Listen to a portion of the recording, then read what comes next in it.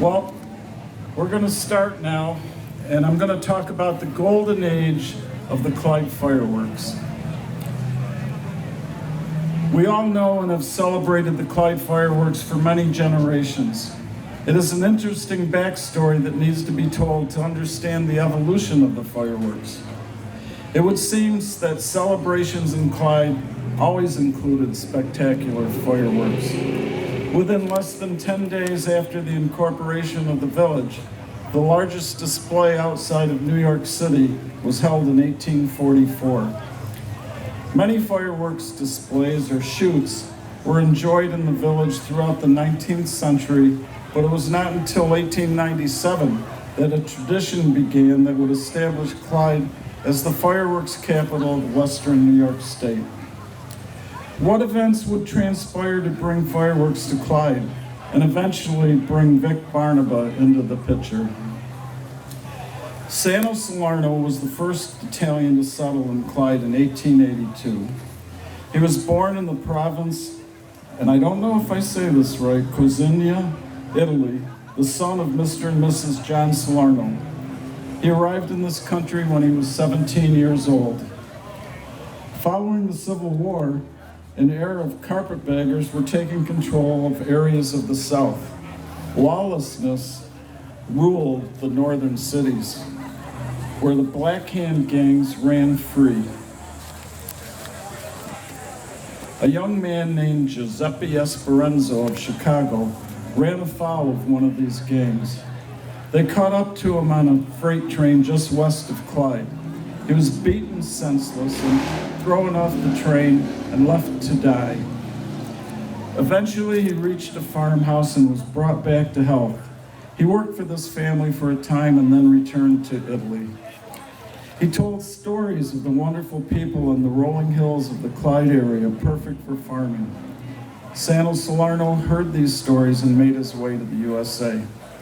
He arrived in 1881, and the story of the fireworks of Clyde was about to begin. In 1897, Salerno, the first Italian to be naturalized in Wayne County, organized the new Italian immigrants and formed La Stella d'Italia, the Star of Italy Society. Sano and many of the society members had recently left Italy to come here and were accustomed to celebrating their holy days with fireworks. It is not surprising that the Society's first community function was a similar celebration. That first year, in 1897, the new organization would decide to honor St. Rocco on his day, the 14th of August. The evening would gather the community to the park for a concert by the Clyde Saxton Band and later a magnificent display made and shot by Giovanni Cigarello of Syracuse. Cigarello was one of the best shooters, but there would be others competing for the Clyde business. One company, the Joseph Barnaba Fireworks Company from New York City, developed more than just a business relationship with the people of Clyde. We know that Barnaba shot the August 15th display in 1916, and he may have displayed here even earlier. Having emigrated from Italy in 1904, Joseph taught his two sons, Victor and Nicholas, how to light up the skies. It was in 1918 that Vic would accompany his father on a train from New York City to Clyde to assist him with setting up the grand display. Vic told of bringing up the fireworks with them wrapped on inside canvas tarps. We can assume that the other passengers on the train didn't realize they were on a munitions train.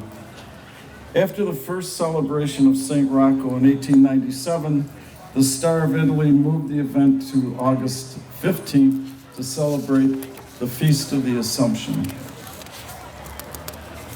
Joseph Barnaba would be competing for the top prize in the annual celebration for many years. He would be, in fact, the last shooter in 1936 when La Stella d'Italia was disbanded due to financial concerns and the skies over Clyde went dark. No rockets pierced the darkness throughout the war years, and it was not until 1947 that the Clyde firemen nostalgic, no doubt, for the day when Clyde was ground zero fireworks destination for thousands of families, assumed sponsorship, and thus restored the festival. Joseph lost his son Nicholas to a fireworks explosion that occurred in a warehouse where his son was retrieving materials. Newspaper accounts at the time claimed the explosion was not an accident. Other competitors were questioned, but no hard evidence was to be found. The truth is lost in time. The elder Barnaba retired, and his oldest son Vic now had taken over the business. Vic was well known in Clyde from assisting his father, but also because he was cousin to Joe Patrone of Clyde. The firemen contacted several companies, including Vic Barnaba, for bids. Vic made it clear that it was not about money, that he wanted to do it for his friends in Clyde.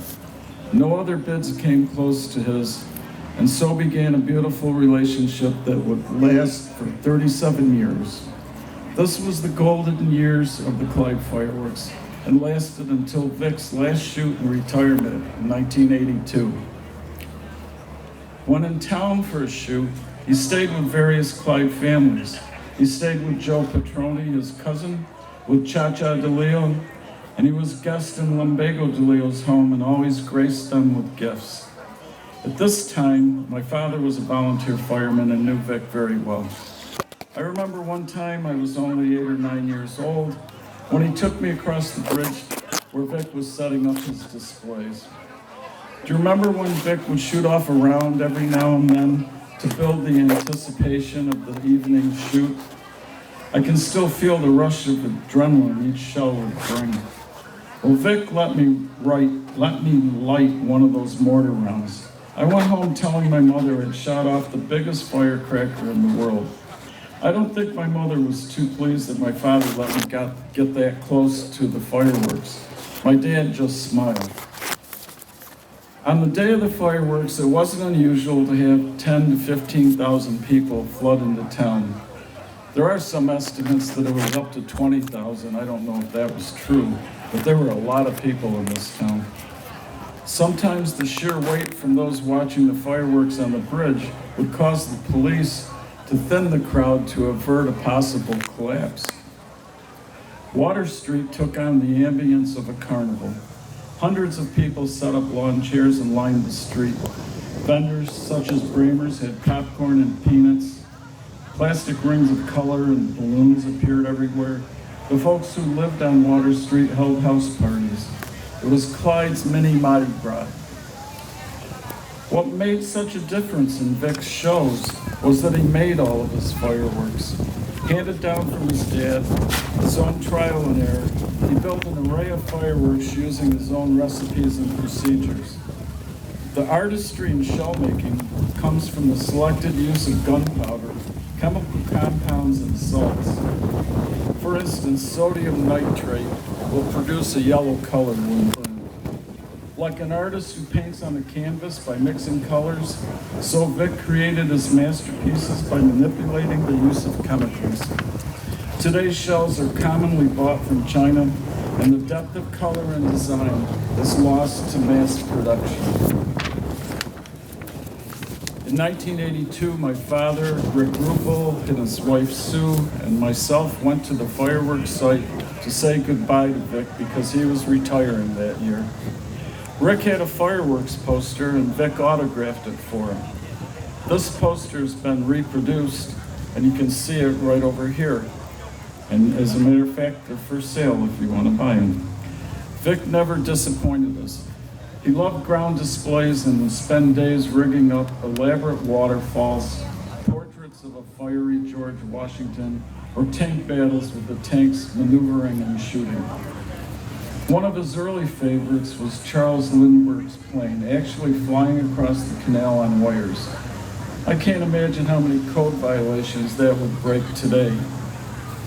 It was a shame that his show was interrupted by the New York Central Railroad at 9:28 each evening and would obscure the view of those watching from the North Shore of the canal for about 5 minutes. His rockets were amazing in sight and sound. High in the sky, thundering explosion with sparks tumbling down. Often not sparks at all, but more aerial bombs that would explode before returning to Earth. The show would go on for 45 minutes, and the grand finale itself would fire off more than 200 shells in rapid succession with concussions that would rattle your chest. It was never a secret to those in the know that Clyde had got way more than we paid for. Saying he had big customers who could afford it better than his friends in Clyde, he would put aside special shells for Clyde. All he asked for was enough to cover his expenses and a few cases of our Pico hot dogs to take back home. Vic began retiring in '76, only keeping a few of his good customers. His last show was in 1982. Vic was standing on the banks of the canal where he'd been for the last 36 years, saying goodbye to the town he loved. Vic passed away in 1989 at the age of 82. Thus ended the golden age of the Clyde Fireworks. Fireworks continued for a number of years with a shooter Vic recommended. It was then taken over by local shooters. It's a credit to the Clyde firemen that the fireworks continue to be so well loved. I just want to end this session and give a shout out to the Clyde Fire Department, especially Richard Muillo. That one single man has been everywhere. He's at this booth, he's at that booth, he's at Laurelville Landing. He is the reason that we have all of this food and everything that's going on. And it's easy to forget that it takes a lot of work to pull these things off. And you all might want to consider volunteering in the future to help these guys out. Thank you very much.